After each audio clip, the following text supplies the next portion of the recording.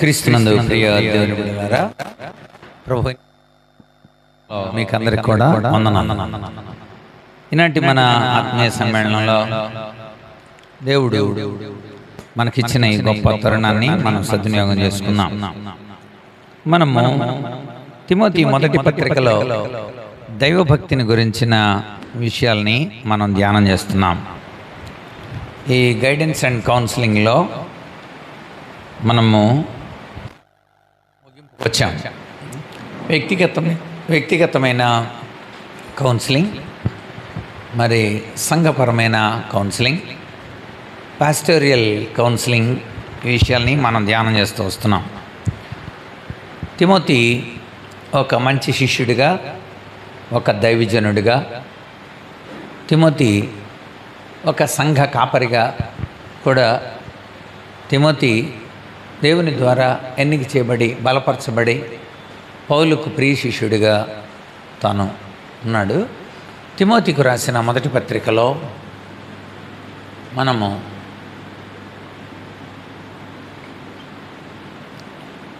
ఈ మొదటి పత్రికలో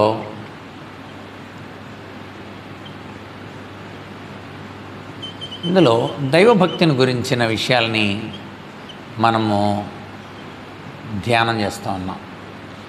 దైవభక్తి యొక్క మర్మం, ద సీక్రసీ ఆఫ్ గాడ్లీనెస్, దాని గురించి ధ్యానం చేస్తున్నాం. ఈరోజు దాంతో ముగుస్తుంది మనకు మర్మం. మొట్టమొదటిది, ఆయన సత్శరీరుడిగా ప్రత్యక్షుడు. ఆయన సశరీరుడిగా. తిమోతి పత్రిక మొదటి పత్రిక 3వ అధ్యాయం 16 నుండి 18 వచనాల్లో మనకు కనపడుతుంది. సశరీరుడిగా ప్రత్యక్షుడాయను.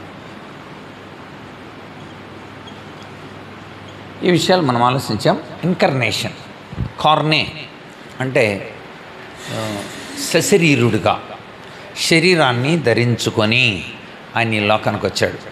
అది దైవభక్తిలో మొట్టమొదటి మర్మం. రెండవది, ఆత్మ విషయమున, అది ఆత్మ విషయమున నీతిపరుడని తీర్పు తీర్చబడ్డాడు.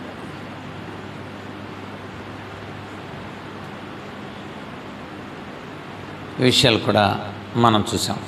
ఆ తర్వాత మూడవది, దేవదూతలకు కనబడాను. దేవదూతలకు కనబడాను. ఇది కూడా మనం ఆలోచించాం. దేవదూతలకు కనబడడం ఏంటి? ఆయన ఈ లోకానికి వస్తుంటే దేవదూతలు ఇది ఎలా జరుగుద్దా అని తొంగి చూస్తున్నారండి. ఆయన కార్యాన్ని పూర్తి చేసిన తర్వాత, ఆయన మరి పునరుద్ధానుడైన తర్వాత దేవదూతలకు కనబడ్డాడు. తర్వాత రక్షకుడని జనములలో ప్రకటింపబడాను.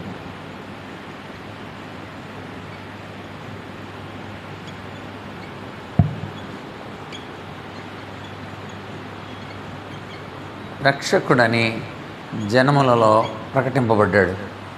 ఆ విషయాలు కూడా మనం చూసాం. పోయిన వారం నాన్నగారి యొక్క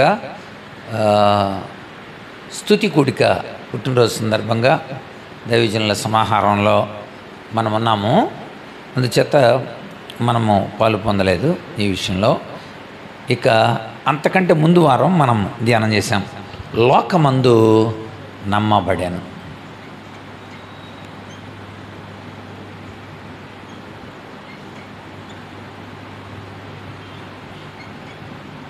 ఆ లోకమందు నమ్మబడెను అన్న విషయాలలో మనము అనేక 3 రీతులుగా మనం చూసాం. పౌలు చెప్పిన విషయాలు. ఒకటి భౌతికపరమైన రుజువులు, రెండవది లాజికల్ రుజువులు, మూడవది సిద్ధాంతపరమైన. భౌతికపరమైన అంటే చారిత్రాత్మకమైన రుజువులు. కనుక లోకంలో ఎలా నమ్మబడ్డా అన్న విషయాలు పౌలు కొరింథీ మొదటి పత్రిక 15వ అధ్యాయంలో, ఒకటి చారిత్రాత్మక రుజువులు. చారిత్రాత్మక రుజువులతో యేసు ప్రభు లోకమందు నమ్మబడ్డాడు. రెండవది లాజికల్, అంటే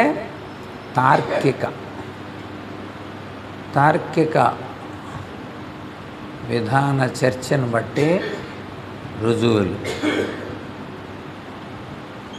మూడవది డాక్ట్రినల్, సిద్ధాంతపరమైన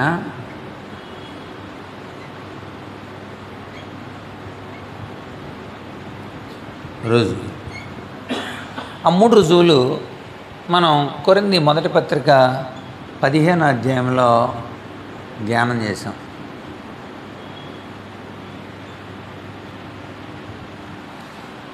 ఇంకొక చివరిది మిగిలిపోయింది, 6వది కూడా ఉంది అక్కడ. ఆరోహణుడై తేజోమయుడయ్యను. అది ఈరోజుతో మనకి ఈ మర్మం ముగుస్తుంది. దైవభక్తిని గూర్చిన మర్మం.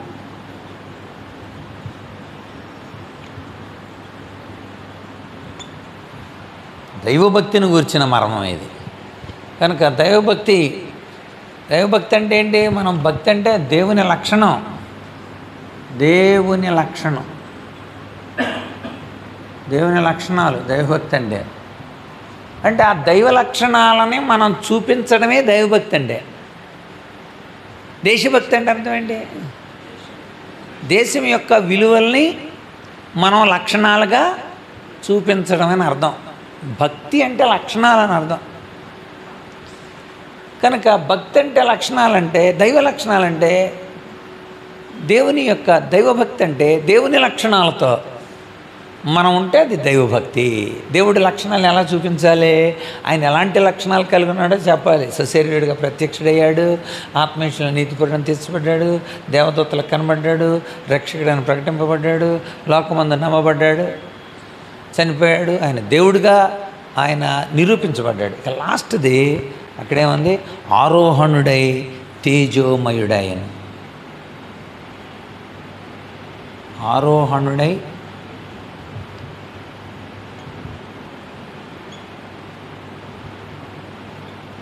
అది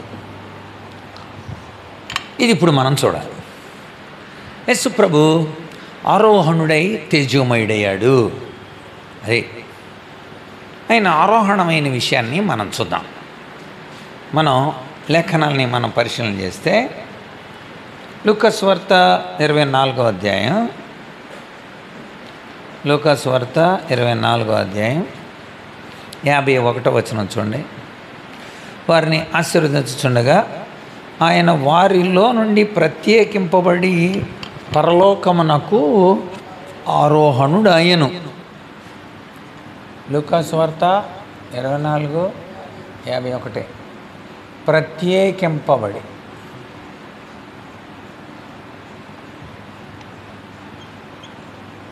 ప్రత్యేకింపబడిన వాడుగా పరలోకమునకు ఆరోహణుడైను.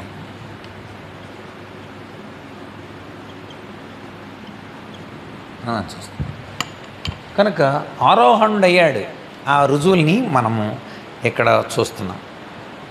ఆయన ప్రత్యేకింపబడి, ఈ లోకవాసులను పోలి కాదైన అని మనం ఆలోచిస్తే అందరిలా కాదైనా. ఆయన ప్రత్యేకమైన వాడే, అన్నిటికంటే ప్రత్యేకమైనవాడు.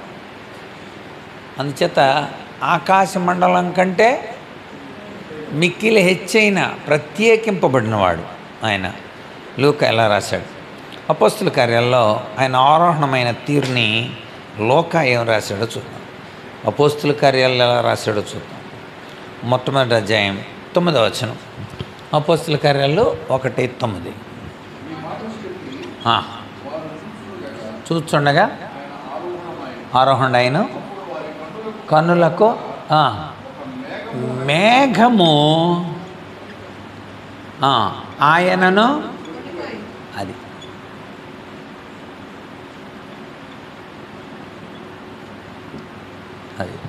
ఒక మేఘం ఆయన ఆరోహణమయ్యాడు. ఆరోహణం అంటే పైకి వెళ్ళటం అండి, అవరోహణం అంటే కిందకి దిగడం. కనుక ఆయన పైకి వెళ్ళిపోయాడు పరలోకానికి అని చెప్పి ఆ మేఘం వచ్చి ఆయన్ని కొనిపోయింది అని రాస్తున్నాడు. అదే లూకా అపోస్తుల కార్యాల్లో. ఇంకా కొంచెం మనము ఎఫెసీ పత్రిక వెళ్ళేసరికల్లా పౌలు దీన్ని అసలు ఆరోహణం ఎందుకు అయ్యాడు, ఎలా అయ్యాడు, ఈ వివరణ ఇచ్చాడు. అంటే ఆయన డైరెక్ట్గా వెళ్ళిపోయాడా లేకపోతే ఇంకెక్కడికన్నా వెళ్ళాడా? ఆయన ఆరోహణమైననగా అని చెప్తాడు. ఆయన ఆరోహణమైననగా అంటే అర్థం ఏంటి? ఆయన ఏం చేశాడు ఆ టైంలో, అది ఎఫెసీలకు రాసిన పత్రికలో 4వ అధ్యాయంలో మనకి చాలా స్పష్టంగా 8వ వచనం నుండి మనం చదువుదాం. 8. అందుచేత ఆరోహణమైనప్పుడు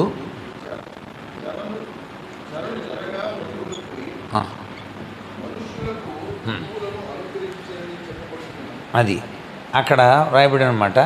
ఆయన చెరను చెరగా తీసుకెళ్ళాడు అన్నాడు. ఈ చెర ఏంటో చూడాలి. చెరను చెరగా తీసుకెళ్ళాడు.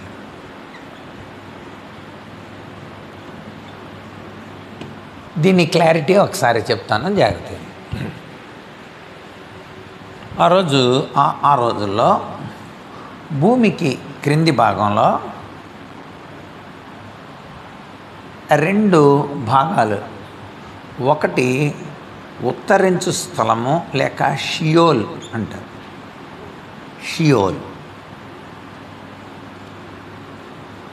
షియోల్ అని పిలుస్తారు దీన్ని అబ్రహాము రొమ్ము అని పిలుస్తారు. దీన్ని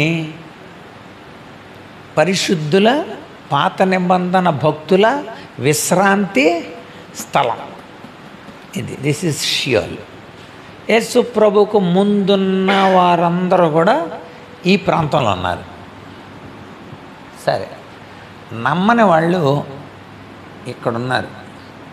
హేడెస్ అంటారు దీనిని హేడెస్ అంటే పాతాళము అని చెప్పబడింది చూసారా, అది అనమాట. అలాంటిది అంటే ఇది నమ్మని వారిని భద్రపరిచేది. ఇది నమ్మిన వారిని భద్రపరిచే స్థలం. నమ్మని వారిని, సో ఇక్కడ పాతాళము,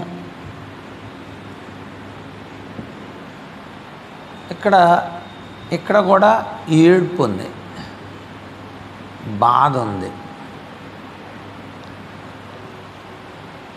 ఇది మనకు తెలియటానికి దేవుడు ఒక చిన్న అధ్యాయంలో మనకి క్లారిటీ ఇచ్చాడు.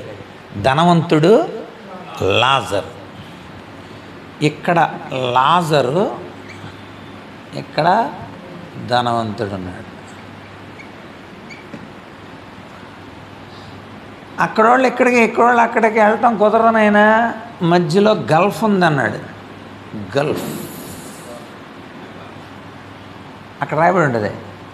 దానికి దీనికి మధ్య ఏమంటుంది? అగాధం. అది. సో ఇక్కడోళ్ళు అక్కడికి వెళ్ళటం లేదా, అక్కడోళ్ళు ఇక్కడికి వెళ్ళటానికి లేదు అని చెప్పాడు. పాత నిబంధన భక్తులందరూ ఇక్కడ ఉన్నారు. ఈ ఉత్తరించు స్థలం అని తెలుగు షియోల్, ఆ టెర్మినాలజీ వాడు షియోల్. సో ఇప్పుడు దేవుడు అంటే యేసుక్రీస్తు ఈ ఆపరేషన్ సక్సెస్ అయిన తర్వాత ఆయన షియోల్కి వెళ్ళాడు.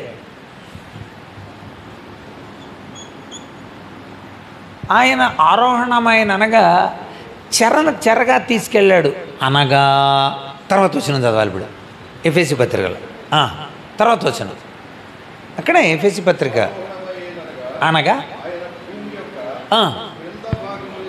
భూమి యొక్క క్రింది భాగములకు దిగెను. భూమి యొక్క క్రింది భాగాలకు దిగెను. దిగి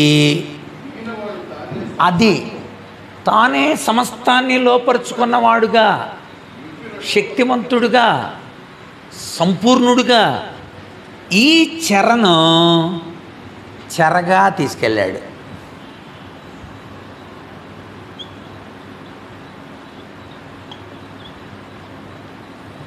ప్యారడైస్. సో చెరను చెరగా తీసుకెళ్ళాడు. భూమి క్రింది ఎందుకు వెళ్ళాల్సి వచ్చిందంటే ఆయన వాళ్ళందరూ ప్రవచించారు కానీ అది నెరవేరిన విషయం వాళ్ళకే తెలీదు, ఎవరికీ తెలీదు. యెషయా ప్రవచించాడు, ఆయన దేవుడు ఆత్మ వచ్చి ఆయనతో చెప్తుంటే ఆయన స్వరూపం లేదు, సొగసు లేదు, చూడనల్లనివాడు, వ్యసనాక్రాంతుడు, వ్యాధిని అనుభవించినాడు, ఎలా రాసేసాడు మొత్తం అంతా. దావీదు ప్రవచించాడు, ఏలి ఏలి లామా సబక్తాని అని అంటాడు ఆయన. జకర్యా ప్రవచించాడు, ఆయన గాడిద ఎక్కుతాడు, గాడిద పిల్లల్ని ఎక్కుతాడు, 30 వెండాలు కమ్ముడిపోతాడు, ఆయన పొడవ పడతాడు, దొంగల మధ్య నిలుస్తాడు, చిగురుగా ఉంటాడు, రక్షకుడుగా ఉంటాడు, అవన్నీ రాసేసాడు. కానీ వాళ్ళు చూడలా.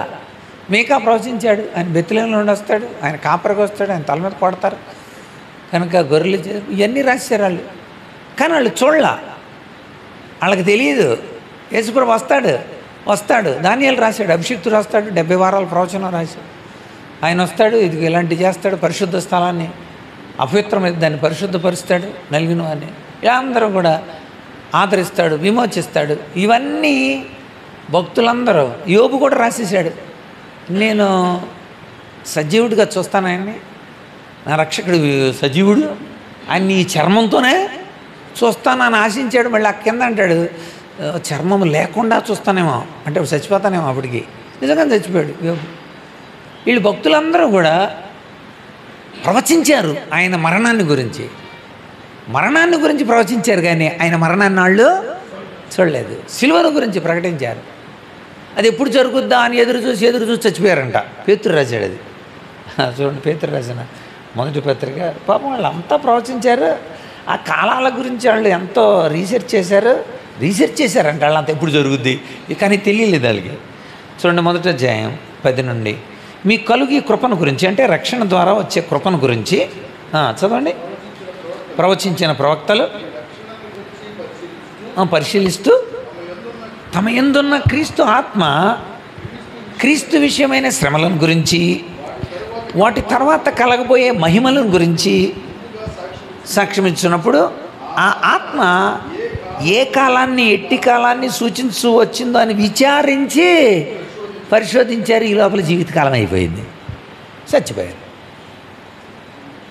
అందుకు యేసు ప్రభు కార్యక్రమం పూర్తయిన వెంటనే కిందకి వెళ్ళి, యెషయా ఆపరేషన్ సక్సెస్ రా, ఇర్మియా ఆపరేషన్ సక్సెస్, దావీదు ఆపరేషన్ సక్సెస్, అన్నీ పూర్తి చేశాను నేను. అందుకే ఆయన సంపూర్ణుడిగా సర్వం కూడా. ఎఫెసీ పత్రికలు ఇప్పుడు మళ్ళీ చదవాలి. ఎఫెసీ పత్రిక 4వ అధ్యాయంలో అక్కడ ఆయన సర్వాన్ని కూడా తన ఆధీనంలో ఉంచుకునేంత శక్తిమంతుడిగా ఆయన ఎలా తిరిగి లేచాడో, ఆయన పునరుద్ధానం యొక్క శక్తి ఎంతదో చూడండి. అందుచేత ఆయన ఆరోహణమైనప్పుడు చెరగా పట్టుకుని పోయాడు. ఆరోహణం అంటే భూమి యొక్క కింది భాగాలకు దిగాడని అర్థం. దిగినోడు ఏం చేశాడు? సమస్తమును నింపునట్లు ఆకాశ మండలం కంటే మరీ పైకి సమస్తమును నింపునట్లు, పరిపూర్ణత కలిగిన వాడుగా, పరిపూర్ణత తెచ్చేవాడుగా, సంపూర్ణత తీసుకొచ్చేవాడుగా ఈ షియోల్ని చెరగా ఆయన పైకి తీసుకెళ్ళాడు. సో దేవాది దేవుని యొక్క ఉన్నతమైన ఆలోచన ఎంత గొప్పదంటే, ఇప్పుడు వీళ్ళని పరదైసులో ఉన్నారు. ఇప్పుడు రేపొద్దున యేసుప్రభు వచ్చేటప్పుడు, ఇది భూమి అనుకోండి, పరదైసులో ఉన్న వాళ్ళని తీసుకొస్తాడు, భూమి మీదకి తాడు తీసుకొచ్చి ఆయన అక్కడ ఉంటే అందరు కిందకొచ్చి ఈ బతికున్న వాళ్ళు క్రీస్తునందు మృతులు మొదట లేతురు, ఆ మీదట సజీవులమైండు వీళ్ళు కూడా మొత్తం అందరూ కలిసి ఆయన ఎదుర్కొంటారు. ఇది తెస్సలోనికే 4వ అధ్యాయంలో, కొరింథీ మొదటి పత్రిక 15వ అధ్యాయంలో. రెప్పపాటులో మనం మార్చబడతాం. అప్పుడేం జరుగుద్దో తెలుసా? క్రీస్తునందు మృతులు మొదట లేతురు, దానికంటే ముందే ఆయన వెంట పెట్టుకుని వచ్చును అంటాడు అన్నమాట. పరదేశంలో ఉన్న తన భక్తుల్ని ఆయన వెంట పెట్టుకొని వచ్చును. వాళ్ళని ఆయన వేచి ఉంటే వీళ్ళందరూ, ఎందుకని అందరూ ఆయన ఎదుర్కొనే వధువు సంఘంగా వాళ్ళు ఉండాలి. అందుకని వాళ్ళందరూ కూడా, వాళ్ళతో పాటు మనం కూడా ఏకంగా ఆయన్ని ఎదుర్కొంటాం. ఇది సీక్వెన్స్, ఎస్కిటాలజీ. సో ఇక్కడ ఆయన ఆరోహణమైన అనగా భూ దిగంతాలకు క్రింది భాగాలకు దిగి చెరను చెరగా. ఏదైనా రెండు ఉన్నప్పుడు గల్ఫ్ ఉంటుంది, ఒకటి లేదనుకోండి అప్పుడు ఏముండదు, అగాధం ఉండదు కదండి. అగాధం అనేది కనుక ఈ రెండింటికి మధ్య అగాధం ఉంది అని యేసుప్రభు చెప్పాడు. కనుక ఈ షియోల్ నేడు పరదేశ్ అని అనబడుతుంది.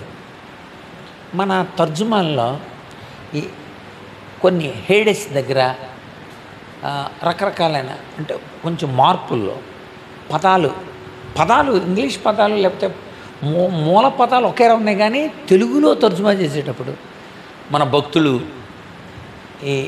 ఈ ఏరియాని అంతటినీ హేడెస్ అన్నారనమాట.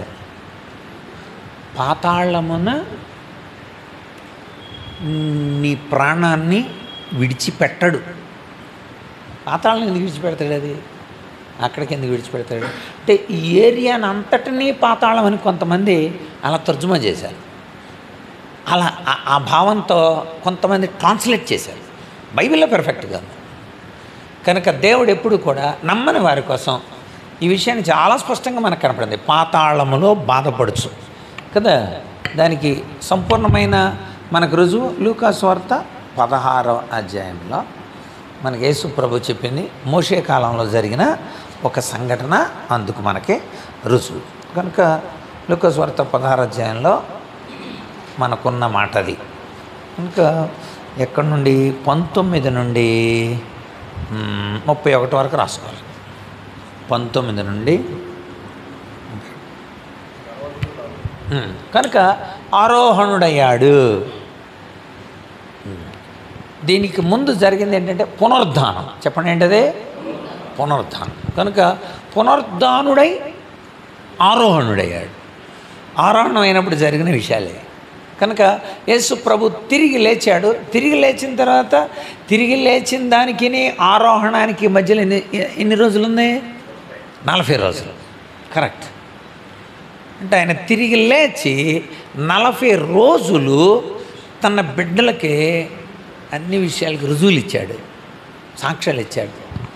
11 సార్లు ప్రత్యక్షమయ్యాడు. 11 సార్లు 40 రోజులు ఉన్నాడు ఆయన. అది మనకు తెలియాలి. కనుక పునరుద్ధానము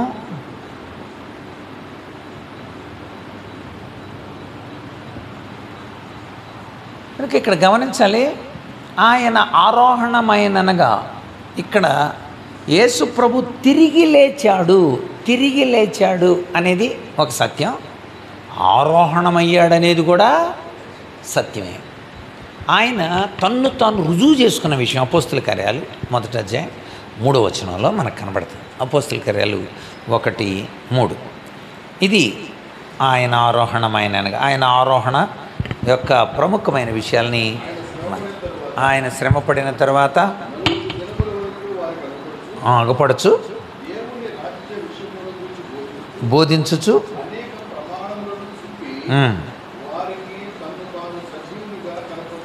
అది నేను సజీవుణ్ణి, నేను పునరుద్ధానుణ్ణి అని తన్ను తాను కనపరుచుకున్న దగ్గర ఒకటని అంకేసి ఉంటుంది చూడండి. ప్రమాణములు అన్న దగ్గర ఒకటేసి ఉంటుంది. ప్రమాణాల దగ్గర కింద చూడండి బైబిల్లో ఫుట్ నోట్లో రుజువులు. అది అంటే యేసు ప్రభు తన పునరుద్ధానాన్ని ప్రమాణం ఒక రుజువుగా పెట్టాడు. వాటిని మనం పోయిన వారం చూసాం. ఆయన పునరుద్ధానం అయిన విషయంలో చారిత్రాత్మకమైన రుజువులు, తార్కికమైన రుజువులు, సిద్ధాంతపరమైన రుజువులు, వీటిని మనం పోయిన వారం కొరింథీ మొదటి పత్రిక 15వ అధ్యాయంలో నుండి మనం చూసాం. కనుక ఆయన పునరుద్ధానం, ఆయన ఆరోహణ విషయమై మనకి ఈ క్లారిటీ ఉండాలి అంటాడు. కనుక ఆయన డైరెక్ట్గా ముందే చెప్పాడు, పునరుద్ధానమును జీవమును నేనే అని తన్ను తాను ప్రత్యక్షపరుచుకున్నవాడు. నేనే అనే మాట దేవుడే పలుకుతాడు ఆ రోజుల్లో. అందుకని నేనే అనే అనే పదం ఎక్కడ వినబడినా ఆ రోజుల్లో సైనికులు కూడా భయపడారు. యేసుప్రభువుని పట్టుకోవటానికి వచ్చారు.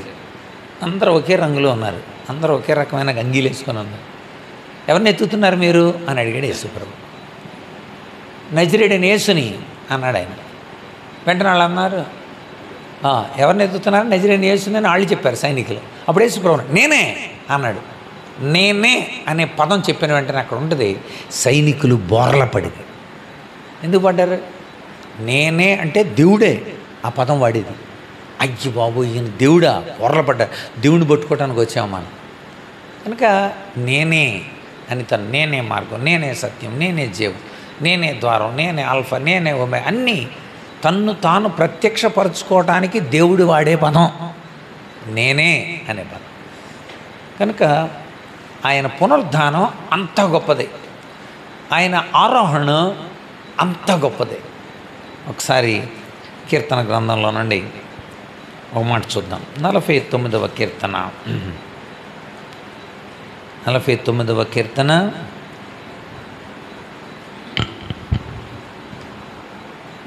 ఇక్కడ కోరహ కుమారులు రాస్తూ, ఇంగ్లీష్ బైబిల్ ఉందా మీ దగ్గర?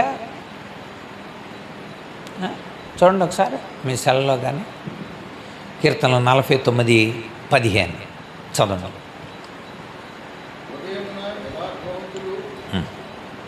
49:15 అండి. చేర్చుకొనును పాతాళ బలములో నుండి ఆయన నా ప్రాణమును విమోచించను. ఇక్కడ చదువునాను.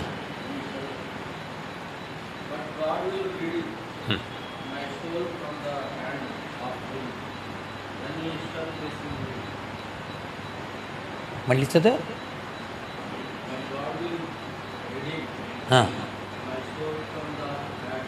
ఫ్రమ్ ద హేడెస్ ఏమనుంది అక్కడ? దేని నుండి? HADES ఉంది అక్కడ. ఏమనుంది తమ్ముడు? ఆయన తన హస్తంతో ఒకసారి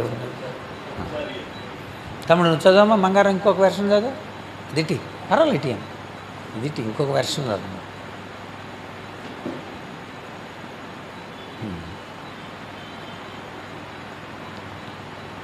అది కారణం వచ్చింది, టచ్ అయింది. చదివారు ఎవరన్నా ఇంగ్లీష్ బైబిల్? గ్రేవ్. అక్కడేముంది? Power of the grave.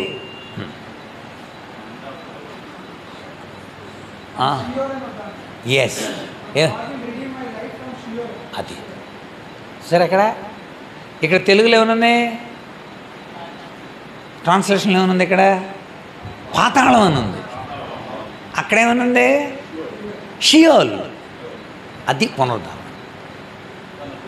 ఇందాక చెప్పాను నేను. ఇందాక కొన్నిసార్లు దీన్నంతటినీ కూడా అలా చెప్పారు. Yes, Sheol. సో నేను అందుకని దీన్ని చెప్పాను. దేవుడు నన్ను అలాగే ఉంచలా, షియోల్ నుండి నన్ను విడుదల చేశాడు, చెరగా తీసుకెళ్ళాడు. ఇది అద్భుతమైన ప్రవచనం అండి. ఇది పునరుద్ధానం అంటే. దేవుని పిల్లలు వాళ్ళు మమ్మల్ని ఆ షియోల్ నుండి దేవాది దేవుడు ఆ చెర నుండి చెరగా పైకి తీసుకెళ్ళి మమ్మల్ని పరదేశంలో దేవుడు మమ్మల్ని ఉంచాడు అని తెలియజేయటం. యెషయా గ్రంథంలో కూడా ఒక మాట చూద్దాం. ఇది కూడా ఇంగ్లీష్లో చదవాలి మీరు. యెషయా గ్రంథం 25వ అధ్యాయం. యెషయా గ్రంథం 25వ అధ్యాయం 8వ వచనం చదవన్నానా? యెషయా గ్రంథం 25:8.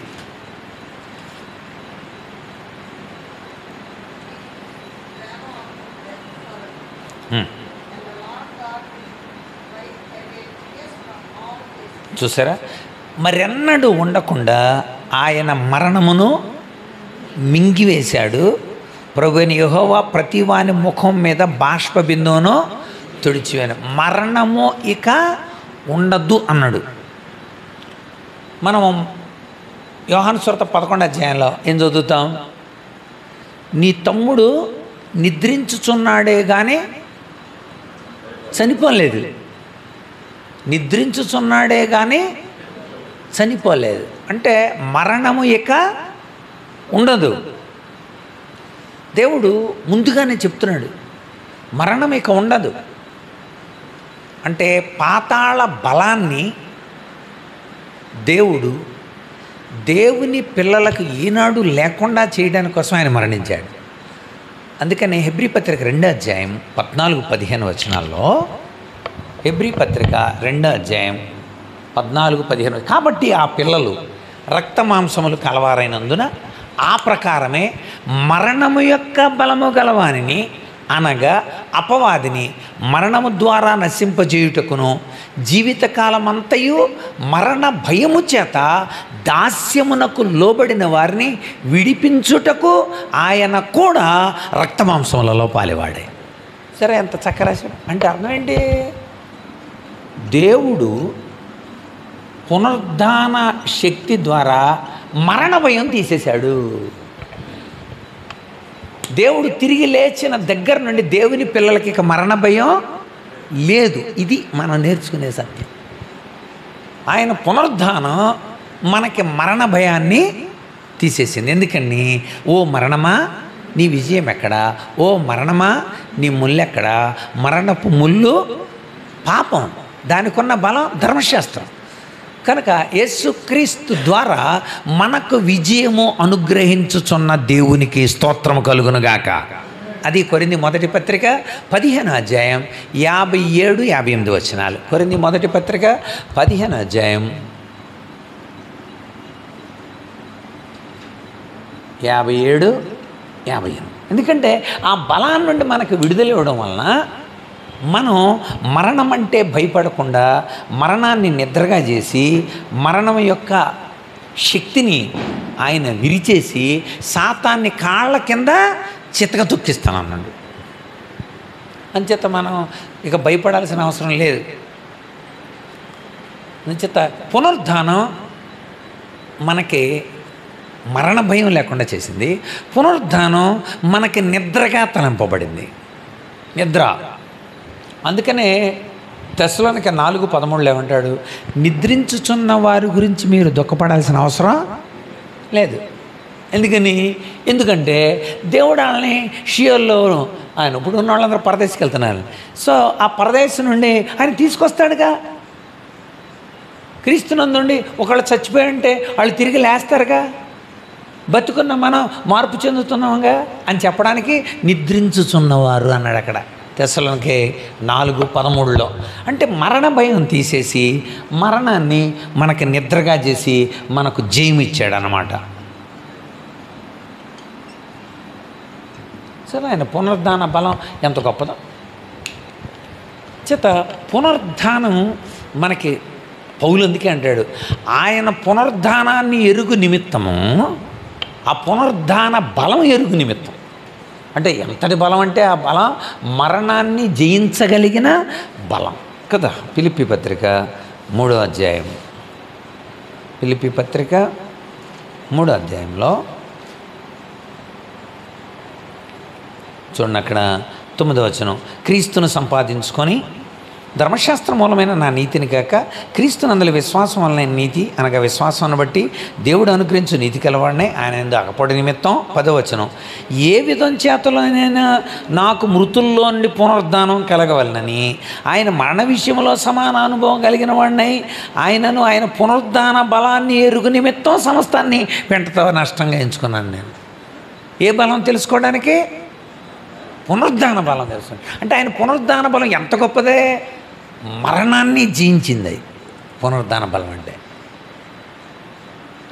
మరణాన్ని నిద్రగా మార్చింది ఆయన పునరుద్ధాన బలం. అంటే దాన్ని ఎరుగు నిమిత్తము అన్నిటినీ నష్టంగా ఎంచుకున్నాను.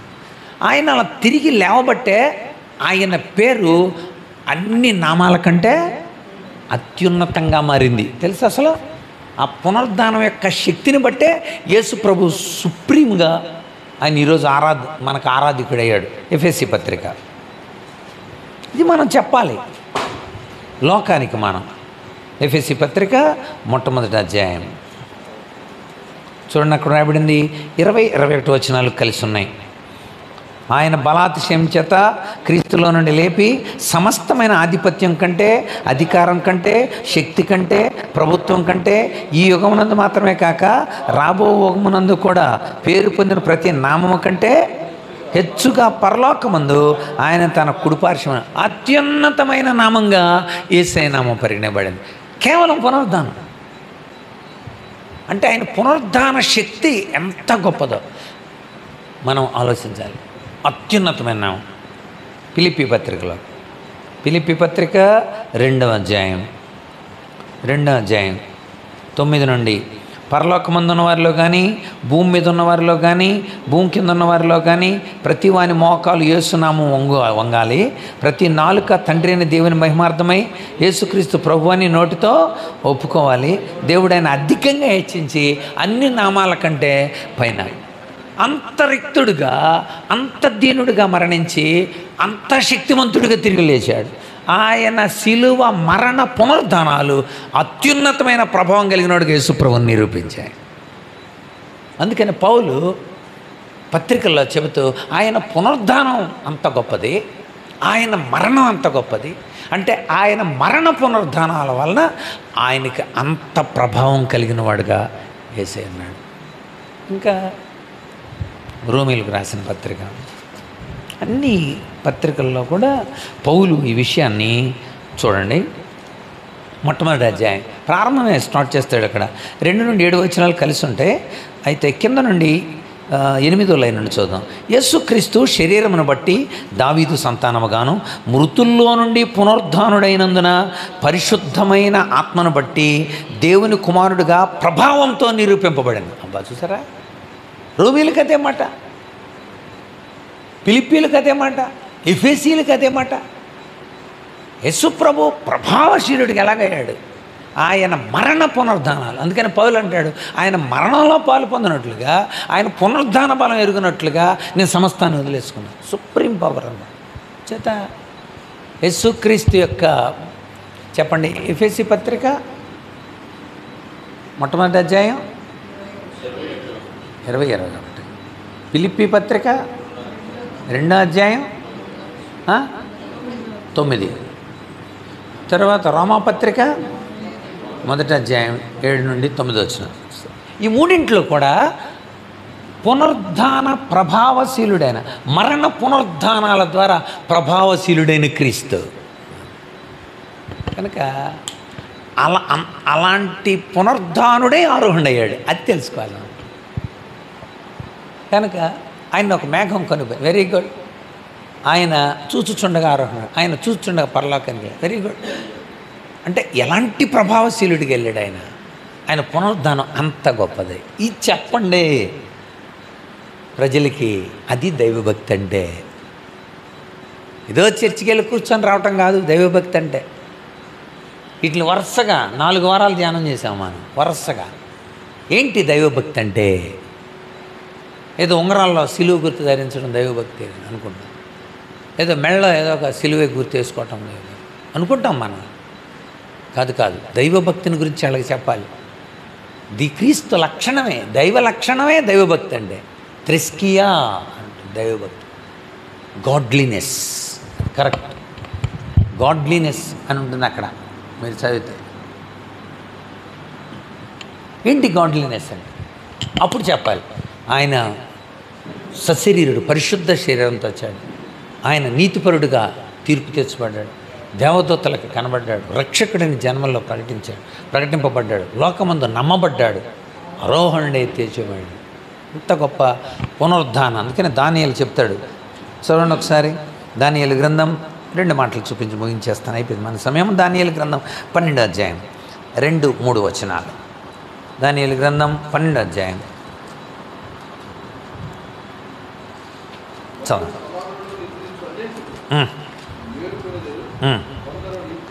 నిత్య జీవం అనుభవించడానికి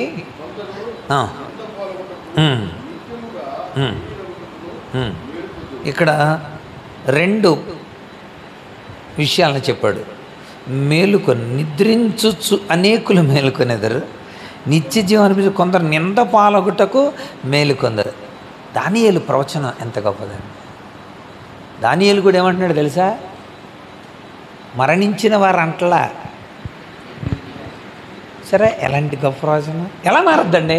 ఆయన ద్వారానే నిద్రించిన వారు మేలుకొనేదరు. ఈ రెండు పునరుద్ధానాల మధ్యలో కొంత గ్యాప్ ఉంది. అది చెప్పేసి నేను ముగిస్తాను. ఓకే, ఇప్పుడు ఇక్కడ షియోల్ లేదు.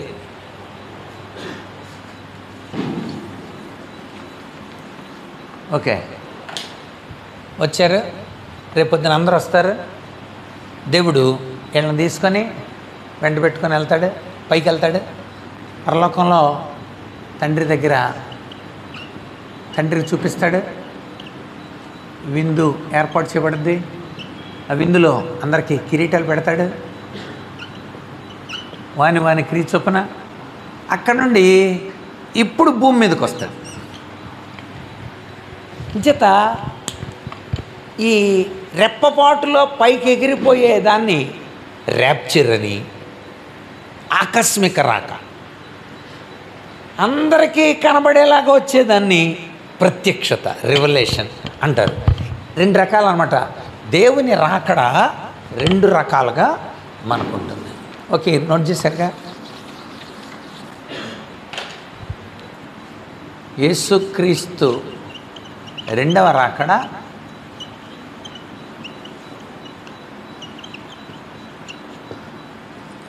ఒకటి ఆకస్మిక, దీన్ని ర్యాప్చర్ అంటారు. రెండవది ప్రత్యక్షత, రివలేషన్. ఈ తేడా తెలియకపోతే కొన్ని వచనాలు మనకి అర్థం కాదు. ప్రతి నేత్రము ఆయనను చూచును. ఆయన వచ్చినప్పుడు ప్రతి నేత్రం ఆయన ఎలా చూస్తారు? రాత్రి క్షణాలు వెళ్ళిపోతారని ఇక్కడ ఉంటే ఒక్క రెప్పపాటును మనం మార్పు చెందుదుము. రెప్పపాట్లు వెళ్ళిపోతుంటే ప్రతి నేత్రం ఆయన ఎలా చూస్తారండి? కనుక మీరు గమనించాలి ఈ రెండింటికి తేడా. ఇది యేసు ప్రభు వచ్చినప్పుడు ఇది ఆయన వచ్చి తన సంఘాన్ని భూమి మీద నుండి ఆకర్షించుకుంటాడు. That is rapture. ప్రత్యక్షత అలా కాదు. ఆయన వాళ్ళందరికీ కిరీటాలు పెట్టి పరిపాలన చేయడానికి కోసం ఈ భూమి మీదకి తీసుకొస్తాడు. ఈ భూమి మీద ఆయన సింహాసనం. అది ఈ భూమి మీద జరుగుద్ది 1000 ఏండ్ల పరిపాలన. ఆ 1000 ఏండ్ల పరిపాలన కోసం వాళ్ళందరినీ తీసుకొచ్చి మనతో రాజ్యం చేస్తాడు. ఆ తర్వాత వీళ్ళని బయటికి తీస్తాడు. ఇది మొదటి పునరుద్ధానము. ఇది జీవ పునరుద్ధానము. ఇది తీర్పు పునరుద్ధానం. ఇది నమ్మిన వారి పునరుద్ధానం. దానియేలు చెబుతున్నాడు ఇది నమ్మని వారే పునరుద్ధానం. ఈ రెండింటికి మధ్యలో 1000 ఏండ్ల పరిపాలన ఉంది. ఇది మనకు తెలియాలి. ఆ 1000 సంవత్సరంలో గడిచిన తర్వాత కడమ మృతులు బ్రతుకుదురు అంటాడు ప్రకటన గ్రంథాలు. కడమ మృతులు ఎవరేళ్ళు? వీళ్ళు. వాళ్ళు బ్రతుకుతారు. వాళ్ళకి అప్పుడు తీర్పు జరుగుతుంది. ఆ తీర్పు జరిగినప్పుడు వీళ్ళకి మరి అపవాది ఈ 1000 ఏండ్ల పరిపాలనలో బంధింపబడతాడు. ఆడు ఉండడో ఆడిని బయటికి తీసుకొస్తాడు. ఆడితో ఉన్న త్రెత్వం ఉంటారు, సాతాను త్రెత్వం. వాళ్ళని ఇదిగో నమ్మని వాళ్ళని వీళ్ళందరికీ సిద్ధపరచిన నరకం. ఇప్పుడు ఇది 2వ మరణం అన్నాడు. ఇది మొదటి మరణం. మరణం అంటే ఎడబాటు. పాతాళం మొదటి మరణం, నరకంలోకి తోసేయటం రెండవ మరణం. మరణం అంటే లేకుండా పోవటం కాదు, అర్థం తెలియాలి మనకి. ఇంకా దూరం అయిపోయారు వాళ్ళు, ఇంకా వేదనలకు చెందిపోయారు. ఇక్కడే ఏడుపు బాధ, అక్కడైతే అగ్ని ఆరదు, పురుగు చావదు. ఇంకా తీవ్రమైన అంటే వీళ్ళని తీసి తీర్పు చేసి నరకంలో తోసేస్తారు. మొత్తం సాతాను బ్యాచ్ మొత్తం అందరిని, ఆ క్రూరముఖం, అబద్ధ ప్రవక్త, అపవాది, వీళ్ళందరినీ, నమ్మని వాళ్ళందరినీ. అది ఎస్కిటాలజీ. ఇంకా మీకు ఇప్పుడు ఇది అర్థమై ఉండాలి. దేవుడు పునరుద్ధాన శక్తి ఎందుకు ఇచ్చాడు? పౌలు ఆ పునరుద్ధాన శక్తిని పొందుతా అని ఎందుకు అన్నాడు అంటే, ఈనాడు మనం జీవ పునరుద్ధానం పొందాలంటే యేసు ప్రభు పునరుద్ధానాన్ని మనం నమ్మున్న వాళ్ళే. అందుకు రోమపత్రికలో చెప్పాడు ఆ మాట. చదవండి, ఆ మాట చదివి మనము క్లోజ్ చేసుకున్నాం. రోమపత్రిక 10వ అధ్యాయంలో, నువ్వు నమ్మకపోతే నీకు అసలు రక్షణ లేదన్నాడు. అందుకే యేసు ప్రభు తిరిగి లేచాడని అక్కడ కలిపాడు అనమాట. చదవండి అన్నమాట. 10వ వచనం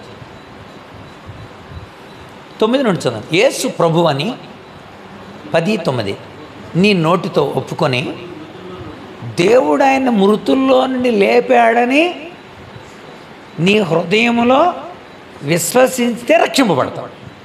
అంటే నీ రక్షణకు మూలం ఏంటో తెలుసా? ఆయన పునరుద్ధానం. నువ్వు అది నమ్మకపోతే యేసు ప్రభు తిరిగి లేచాడని శుద్ధ దండగా, నీ విశ్వాసమే దండగా.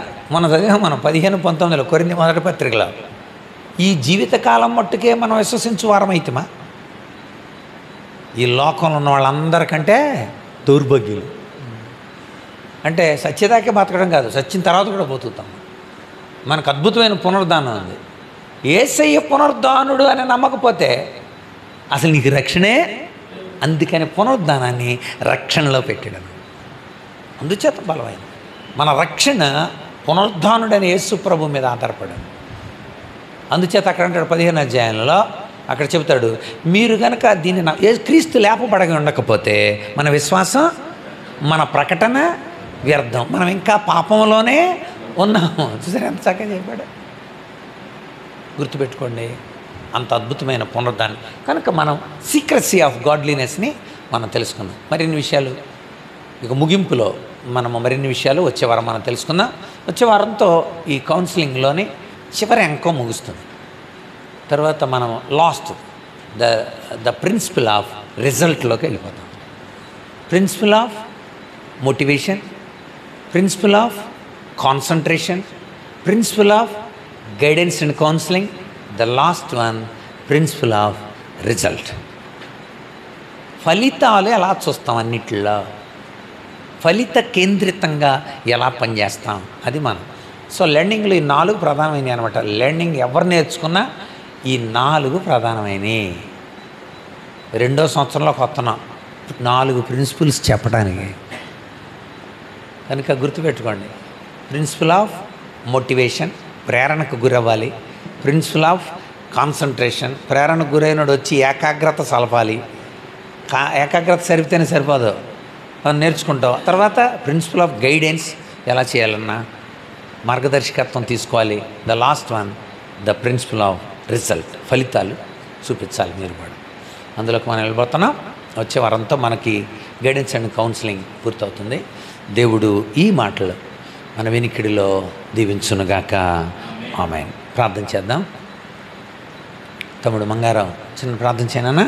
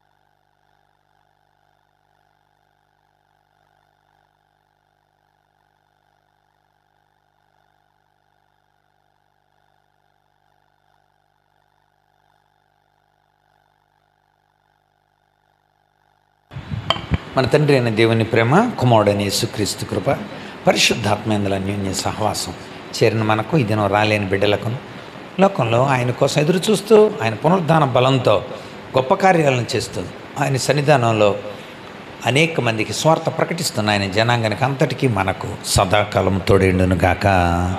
ఆమేన్. అందరికి వందనాలండి. Thank you. God bless you.